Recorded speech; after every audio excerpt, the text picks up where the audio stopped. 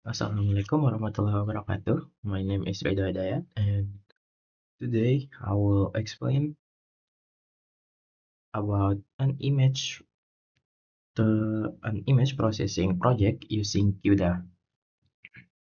The first one is installation of the library, and this is the import of the library, and this is the information of the GPU that I use. And next one is just load the image from the URL. And this is the code. So in this kernel code, there are 5 process that I use. Of sorry, there are 6 process that I use in this project. The first one is to change the RGB to grayscale, and we can see that this keyword, the global keyword, means that this function is called from Python but runs on the GPU. And the formula inside this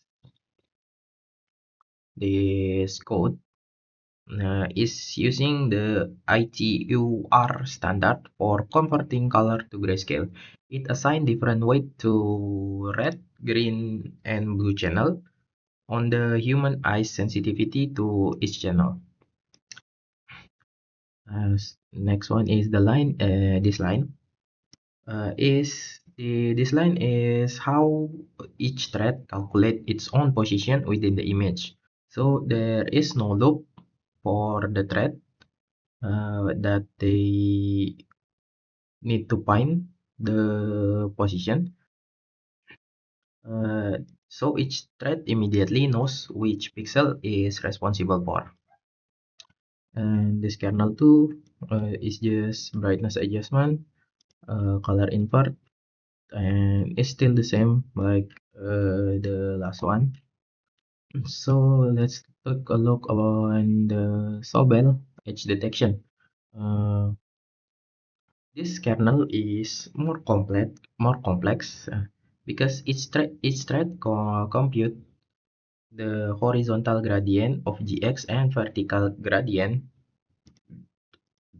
of GY from its 8 neighboring pixel, then combine them as a square root of GX square plus gy square. The result highlight the edge of the object in the image. This is what makes the GPU so powerful. The shaping computation is executed simultaneously of millions threads. And the last one is a histogram kernel. So in the histogram kernel, I use atomic add because thousands of threads try to write to the same array simultaneously. We need a thread the save operation, so that I use atomic add to guarantees that is no data collision occur between the thread.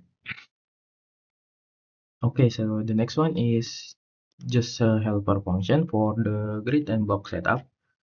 In this one, I use block size is 16 by 16 and the grid size is 120 by 68. A block size of 16 by 16 is commonly used because it's aligned with the GPU warp size. The smallest hardware execution unit in CUDA, which contain 32 threads with 256 threads per block. We fill 8 complete warp, which is optimal hardware efficiency.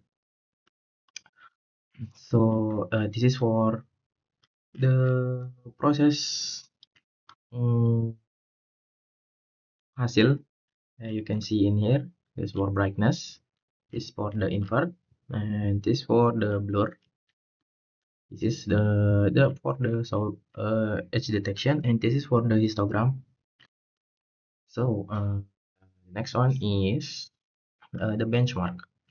As we can see in this, from left to right, the original image, the grayscale result, increase brightness, decrease brightness, invert color, and triple blur. Software edge detection and software after prebuilding, which produce a much cleaner result. From the GPU versus CPU comparison, average over 5 measurement, the result are follows. So, as we can see here, the GPU is more faster than the CPU,